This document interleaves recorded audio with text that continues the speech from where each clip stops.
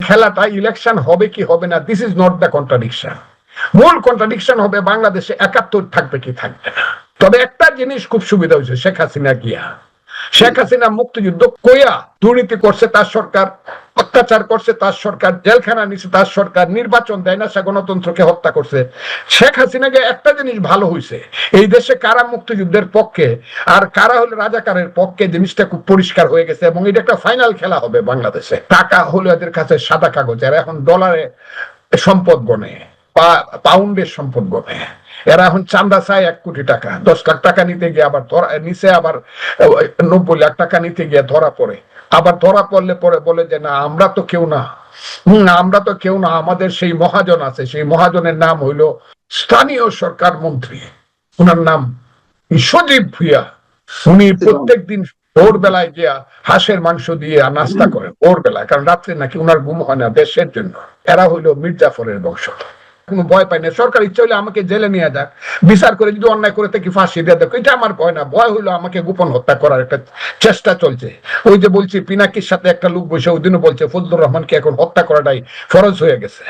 আমন্ত্রণ জানাচ্ছি প্রিয় দর্শক, মানচিত্র নিয়মিত আয়োজন কথোপকথনে মুক্তিযোদ্ধা এবং সিনিয়র আইনজীবী মানবাধিকার কর্মী জেরাই খান পান্না কিংবা মুক্তিযোদ্ধা অ্যাডভোকেট ফজলুর রহমানদের মতন মানুষদের নিয়ে নিশ্চয়ই আমরা সাংঘাতিকভাবে উদ্বেগ উৎকণ্ঠা রয়েছে, এবং সেইখান থেকে সম্ভবত তাদেরকে নিয়ে মানুষ নানান ধরনের টেনশন থেকে নানান ধরনের উদ্বেগজনক খবর নিজেরা যতটুকু পাচ্ছেন তার ডালপালা আরো বেশি ছড়াচ্ছে। জেরাই খান পান্নাকে অ্যারেস্ট করা হয়েছিল, একটি গুজব ছড়িয়ে পড়েছিল, এবং অ্যাডভোকেট ফজলুর রহমান তিনিও নানানভাবে টার্গেট হয়েছেন, কথা আমরা জানি। কেন, কি কারণে, কি উদ্দেশ্যে দেশের এই সিনিয়র সিটিজেনরা, মুক্তিযোদ্ধারা বারবার টার্গেটে পরিণত হচ্ছেন এই সময় এসে, এই বিষয়ে নিয়ে আমরা আলোচনা করব। এবং দেশের রাজনীতি কোন দিকে যাচ্ছে অবশ্যই সেই বিষয়ে কথা বলবো। এই বিষয়ে আলোচনার জন্য আমাদের সঙ্গে যুক্ত রয়েছেন এই দুইজনেরই অন্যতম মুক্তিযোদ্ধা সাবেক সংসদ সদস্য অ্যাডভোকেট ফজলুর রহমান এবং বিএনপি চেয়ারপারসন উপদেষ্টা অ্যাডভোকেট ফজলুর রহমান। আপনাকে স্বাগত জানাচ্ছি আমাদের অনুষ্ঠানে। এবং যে কথাগুলো ভূমিকায় বলছিলাম, কেন আপনাদের মতন মুক্তিযোদ্ধারা বারবার টার্গেট রয়েছেন, গুঞ্জন, কখনো গুঞ্জন ছড়াচ্ছে, কখনো গুজব ছড়াচ্ছে আপনাদের নিয়ে, এর কারণগুলো কি? আপনাকে ধন্যবাদ জানাচ্ছি, অসংখ্য ধন্যবাদ যে আপনি আমাকে স্মরণ করেছেন। যারা আমাদের কথা শুনছেন তাদেরকে সালাম জানাচ্ছি, আসসালামু আলাইকুম। আপনি নিজেই বলে গেলেন আমাদের নামের সামনে একটা টাইটেল আছে, টাইটেলটা হলো মুক্তিযোদ্ধা। এবং আমি আমার জীবনে যাই হই না কেন মুক্তিযোদ্ধা টাইটেলের উপরে মুক্তিযোদ্ধা আমি, এই যে মানুষ জানে বা আমি নিজেকে আমি জানি মুক্তিযুদ্ধে আমি অংশগ্রহণ করেছিলাম, এর চেয়ে গৌরবের কোনো ব্যাপার আমার জীবনে আছে বলে কোনোদিন আমি মনে করব না, যে পদেই আমার আসুক। সেই কারণে যখন ৫ই আগস্টের পরে আমরা খুব অবাক বিস্ময়ে লক্ষ্য করলাম যে ৫ই আগস্ট, যে কারণে আমরা চিন্তা করেছিলাম যে ৫ই আগস্ট হলো অগণতন্ত্রী বা স্বৈরতন্ত্রী একটা সরকার বিরুদ্ধে গণতন্ত্রের জন্য আন্দোলন, কিন্তু এই আন্দোলনটার যে সামনে পিছনে যে গান বাজতো, বক্তৃতা হইতো, তা প্রায় সবগুলোই মুক্তিযুদ্ধের গান। ১ নম্বর তীর হারাই ঢেউয়ের সাগর পাড়ি দিব রে, পূর্ব দিগন্তে সূর্য উঠেছে রক্তলাল। আর মিটিং এ বাজতো এবারের সংগ্রাম আমাদের মুক্তির সংগ্রাম, এবারের সংগ্রাম এইরকম। আমরা কি বিভ্রান্ত হয়েছিলাম কিনা জানি না, কোনো সময় মনে হয় না যে এই আন্দোলনটার পিছনে ভ্যানগার্ড হিসাবে শিবির, জামাত, তাদের সমর্থন থাকলেও তারাই ভ্যানগার্ড, তারাই সবকিছু করছে এবং আমরাই এখানে হচ্ছি, বিভ্রান্ত হচ্ছে, এই কথাটা আমার কোনোদিনই মনে হয়নি। এবং সেই আন্দোলনের সাথে আমরাও যুক্ত হইলাম, সারা দেশের মানুষ যুক্ত হইলো, দলগুলো যুক্ত হইলো, কিন্তু বেনামে। এটা আন্দোলনের কৌশল ছিল এবং সেই কৌশলটাকে ছেলেরা হাইজ্যাক করলো, এবং এখন দেখা যায় জামাত শিবির হাইজ্যাক করে তারা দাবি করতেছে টোটাল আন্দোলনটাই তাদের। জনপ্রিয় স্লোগানগুলোকে সামনে এনে, জনপ্রিয় স্বাধীনতার বক্তব্যগুলোকে সামনে এনে মানুষকে বিভ্রান্ত করে যে ৫ই আগস্ট ঘটলো, সেই ৫ই আগস্টের পরে আমি দেখলাম যখন বলা শুরু হইলো যে এই দেশ হবে এই হিজবুত তাহরীর, এই দেশ হবে ইসলামী দেশ। ৭১ সনে কোনো যুদ্ধ হয় নাই, স্বাধীনতা যুদ্ধ প্রথম হয়েছে ৪৭ সনে এবং সর্বশেষ হয়েছে ২৪ সনে। ৭১ সনে ভাইয়ে ভাই একটা ঝগড়া হয়েছে, যে ঝগড়াটার মূলে ছিল পাশের একটি দেশ যার নাম ইন্ডিয়া, যার রাজধানী দিল্লির ষড়যন্ত্রে আমরা ভাইয়ে ভাইয়ে ঝগড়া করছিলাম। এইটা কোনো যুদ্ধ হয় নাই, যারা যুদ্ধ করছিলেন অস্ত্র হাতে তারা আল্লাহর কাছে মাপ চান। এই সেদিন থেকে বা তার আগের থেকে কিছু বুঝি, সেদিন থেকে আমি কিন্তু এককভাবে প্রতিবাদ করা শুরু করলাম, এবং প্রতিবাদের ভাষাটাই ছিল নির্ভয় এবং নিঃসংকোচের ভাষা। সেটা হলো, এই রাজাকারের বাচ্চারা, এই আলবদরের বাচ্চারা, মুক্তিযুদ্ধ কিন্তু থাকবে এবং আছে, মুক্তিযোদ্ধারা কিন্তু এখনো জীবিত আছে। আমার মতো হতবাগা ফজলুর রহমানরা 78 বছর বয়সে জীবিত আছি, পারলে গুলি করে মারো, কিন্তু মুক্তিযুদ্ধের বিরুদ্ধে, 71-এর বিরুদ্ধে কোনো কথা বললে আমি তাদেরকে রাজাকারের বাচ্চা, আলবদরের বাচ্চা বলবোই। এই কিন্তু শুরু হইল মুখপাত্র। এবং সবচেয়ে বড় সর্বনাশা শক্তি হলো যে ছেলেগুলোকে আমরা মনে করেছি এরা জাতীয় বীর, এরাই বাংলার ফিডেল ক্যাস্ট্রো, যাদেরকে আমরা মনে করেছি, সেই সব ছেলেরা ট্রেন বাই জামাত ইসলাম এবং কালো শক্তি, যে কোনো জায়গা থেকে যে কোনো সময়ে, আমার ধারণা 5 থেকে 7 বছরে তাদেরকে জামাত এবং ইউনূস সাহেব ট্রেন করেছে। ওই যে মিটিকুলাস, এখন তো আমি ইংরেজিতে শিখে ফেলছি, আগে তো বলতে পারতাম না। তো ওই যে প্ল্যান, ওই প্ল্যানটা যে ইউনূস সাহেবের মাধ্যমে জামাতরা করছে, সেই মহারাজার বাচ্চা, জমিদারের বাচ্চাদের এখন শত শত কোটি টাকা। এই এদের এখন টাকা হলো এদের কাছে সাদা কাগজ, এরা এখন ডলারে সম্পদ গণে বা পাউন্ডের সম্পদ গণে। এরা এখন চান্দা চায় 1 কোটি টাকা, 10 লাখ টাকা নিতে গিয়ে আবার নিচে, আবার 90 লাখ টাকা নিতে গিয়ে ধরা পড়ে। আবার ধরা পড়লে পরে বলে যে না, আমরা তো কেউ না, আমরা তো কেউ না, আমাদের সেই মহাজন আছে, সেই মহাজনের নাম হইলো এই স্থানীয় সরকার মন্ত্রী, ওনার নাম সজীব ভুইয়া। উনি প্রত্যেক দিন ভোরবেলায় গিয়া হাঁসের মাংস দিয়ে নাস্তা করেন, ভোরবেলায়, কারণ রাত্রে নাকি উনার ঘুম হয় না দেশের জন্য। আর ভোরবেলা নাস্তা করতে যদি হাঁসের মাংস না পান, হোটেল বন্ধ হয়ে যায়। উনি সামান্য একটা হোটেল আছে ওই যে গুলশানে, যেখানে নাস্তা করলে 7,000 টাকা লাগে। এই যে অবস্থা চলছে, আমি এদেরকে আমি দুর্নাম করতে, কিন্তু এরা কেন 100 লোককে মারায়, আমাদেরকে বৃদ্ধ বয়সে স্বপ্ন দেখায়, আজকে কেন তারা কোটি কোটি শত শত কোটি টাকার মালিক, আজকে কেন আন্দোলনকে বিভ্রান্ত করে বাংলাদেশকে আজকে পরাধীন করে, ওই পরাধীন কথাটা আমি চাইছেন যে এরা যারা আছে স্বাধীনতা বিরোধী শক্তির এজেন্ডা গুলোই বাস্তবায়ন করছে, আর যেহেতু আপনারা এখনো যে কজন হাতে গোনা মুক্তিযোদ্ধা বেঁচে আছেন তারা মুক্তিযুদ্ধের পক্ষে কথা বলছে, এই জন্য তো আপনারা টার্গেটেড হয়েছেন। এবং শেষ করে ফেলতেছি, এই কথাগুলো বলার লোক নাই। পান্না ভাই বলে, উনি অসুস্থ মানুষ, পান্না ভাইও আমার 2 বছরের ছোট, উনি অসুস্থ মানুষ, উনি বলে, সাহস করে বলে, ওনাকে অসংখ্য ধন্যবাদ। আমি একদম সব বলি যা আছে, যে আমার দেশ সেন্ট মার্টিন দ্বীপ থেকে, চট্টগ্রাম বন্দর থেকে, করিডোর থেকে ধরে সব আমার দেশে দিয়ে দিবেন, আর আমরা খালি বলবো বাহ বাহ বাহ, সুন্দর করছেন। তার সামনে হইলো ইউনূস সাহেব, মধ্যে হইলো জামাত, এই ছেলে, তার সামনে হইলো ছেলেরা, আর পিছন থেকে অন্ধকারের শক্তি জামাত ইসলাম শক্তি যোগাবে। আমরা মুক্তিযুদ্ধের কথা বলতে পারবো না, যে দেশটা আমরা রক্ত দিয়ে স্বাধীন করছিলাম 30 লক্ষ রক্তে, এবং সেই কারণে আমাদেরকে হুমকি দেওয়া হবে। এখন তো ক্লিয়ার হুমকি দেয়। আমি একটি প্রশ্ন করতে চাই, যে আপনি প্রথমে বলছেন যে বঙ্গবন্ধুর ভাষণ বাজিয়ে, দেশাত্মবোধক গান বাজিয়ে মানুষকে এক ধরনের আস্থায় নিতে চেয়ে তারা আন্দোলনের সূত্রপাত করেছিল, এবং আমাদের সাথে তারা বিট্রে করেছে, মুক্তিযুদ্ধের সঙ্গে বিট্রে করেছে। সেই জায়গা থেকে আমরা এখন দেখতে পাচ্ছি বঙ্গবন্ধুর মৃত্যু বার্ষিকীতে ঢাকা বিশ্ববিদ্যালয়ে ডিজে পার্টি হয়, এবং শোক জানাতে কেউ গেলে, মানে স্বাধীনতা যুদ্ধের মহান স্থপতি বঙ্গবন্ধুর জন্য কেউ শোক জানাতে গেলে তাদেরকে আক্রমণের শিকার হতে হয়। এই কারণে কি বিষয়গুলো ঘটছে? আজকে বললেন ফুল দিতে দেয় না, বাধা দেয়, ওই কি ডিজে পার্টি করে, এগুলা করে, ওইগুলো হলো ওই যে 1757 সনের 3রা জুলাই মির্জাফরের যে লাইন, এই লাইনের লোকেরা, আমার কথাটা খুব বোঝার চেষ্টা করেন, এরা হলো বাঙালির লাইনের লোক। এবং এদের লাইনটা হইলো শেষ পর্যায়ে আইসা গোলাম আজম, নিজামী, মুজাহিদ, জামাতে ইসলাম, নুরুল আমিন, খাজা খয়রুদ্দিন, এই লাইন, এরা হইলো এই লাইন। এই লাইন যদি সার্ভাইভ করে, তাইলে আমরা ইতিহাসে আপাতত মৃত্যুবরণ করে ফেলছি, আরো করব। কিন্তু আমার ধারণা ইতিহাস এই লাইনকে, বাঙালির ইতিহাস এই মির্জাফরের লাইনকে সার্ভাইভ করতে দিবে না। আমি খুব কথাটা খুব দিবে না। এরা কিছু স্লোগান দিবে, গোলাম আজমের বাংলায় অমুকের ঠাই নাই, ওই নিজামীর বাংলায় অমুকের ঠাই নাই, কিন্তু এদেরকে মানুষ বলবে যে এরা হইলো মির্জাফরের বংশধর, এরা হইলো গোলাম আজম স্বাধীনতা বিরোধীদের বংশধর। এই কথাটা স্বাধীনতা বিরোধী শক্তির একটা আস্ফালন বা তাদের নতুন পরিকল্পনা তো রয়েছে, কিন্তু একটা দৃশ্যমান সরকার, একটা অস্থায়ী নির্দলীয় অন্তর্বর্তী সরকার, তারা কিভাবে এটিকে প্রশ্রয় দিচ্ছে?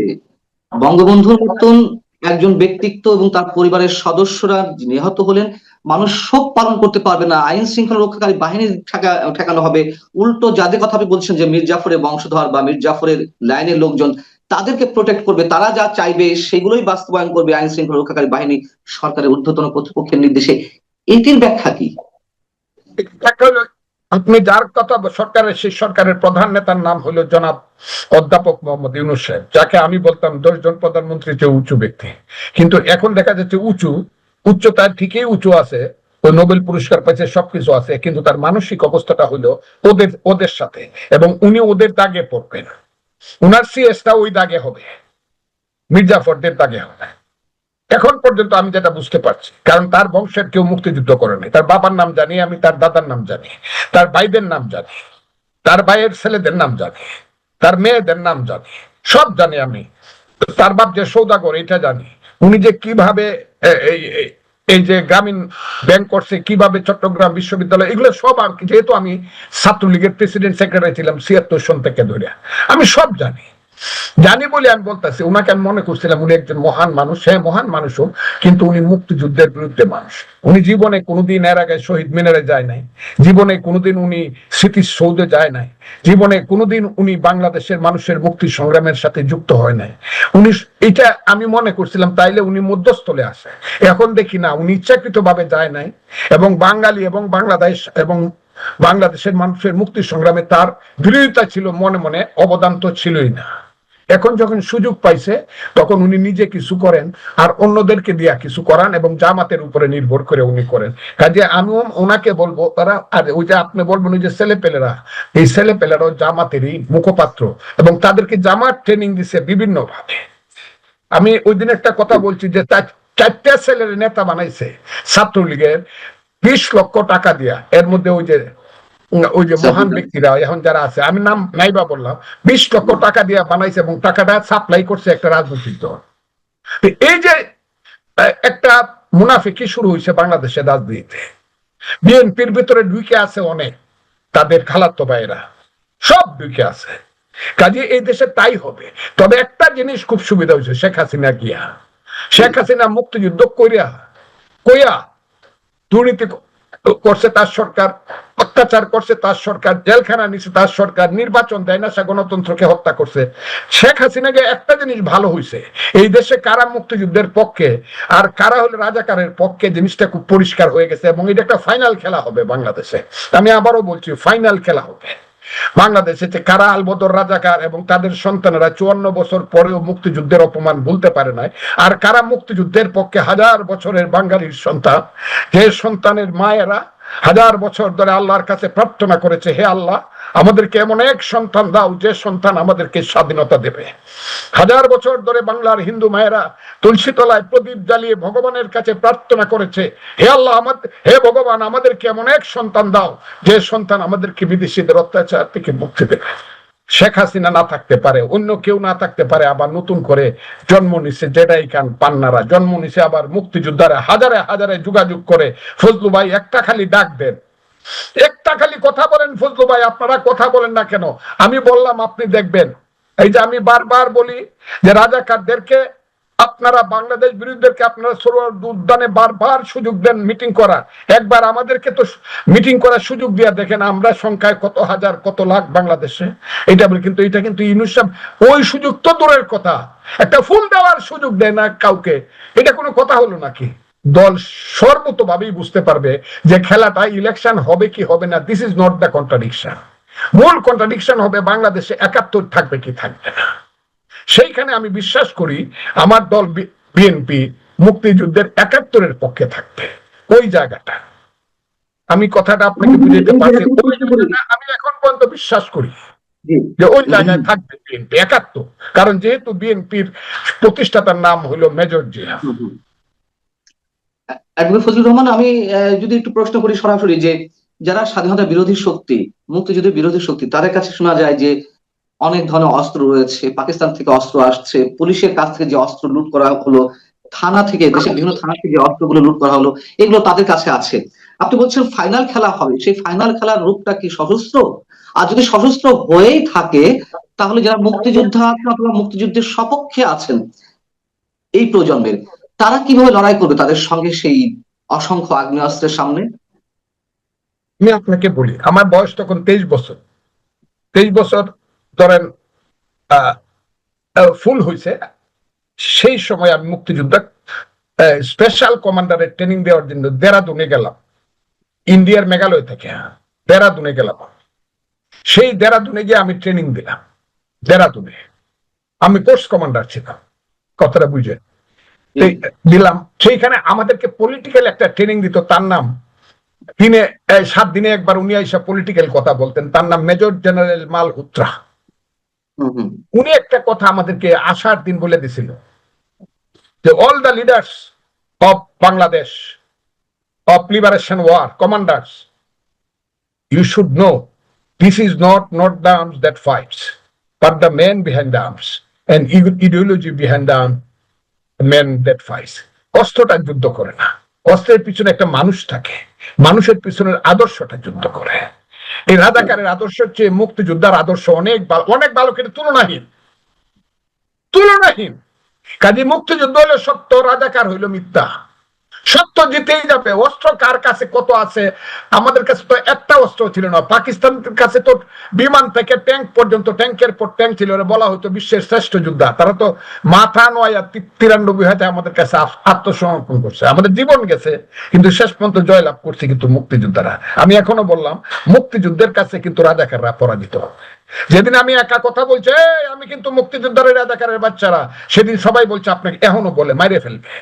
আমি কিন্তু সরকারের পক্ষ থেকে কোনো ভয় পাই না। সরকার ইচ্ছা হইলে আমাকে জেলে নিয়ে যাক, বিচার করে যদি অন্যায় করে থেকে ফাঁসি দিয়ে দেখো, এটা আমার ভয় না। ভয় হইলো আমাকে গোপন হত্যা করার একটা চেষ্টা চলছে। ওই যে বলছি পিনাকির সাথে একটা লোক বসে ওই দিনও বলছে ফজলুর রহমানকে এখন হত্যা করাটাই ফরজ হয়ে গেছে। এই যে ছেলেরা বলতেছে তার উপরে আমরা কি চালাবো, মব জাস্টিস চালাবো। আমি 78 বছরের মানুষ, আমার উপরে মব জাস্টিস চালাবে?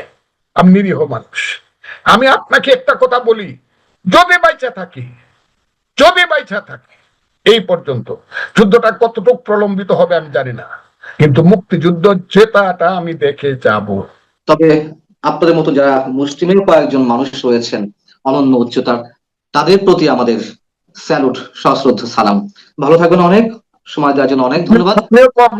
আপনারা যা করতেছেন, যা হোক, আপনাদের প্রতি আমার স্যালুট রইল। যদিও আপনি আমার ছোট ভাই তুল্য, আপনার প্রতি আমার সালাম রইল, আপনাদের প্রতি আমার সালাম।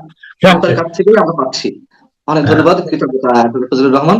দর্শক, শেষ করছি, ভালো থাকুন, আল্লাহ হাফেজ।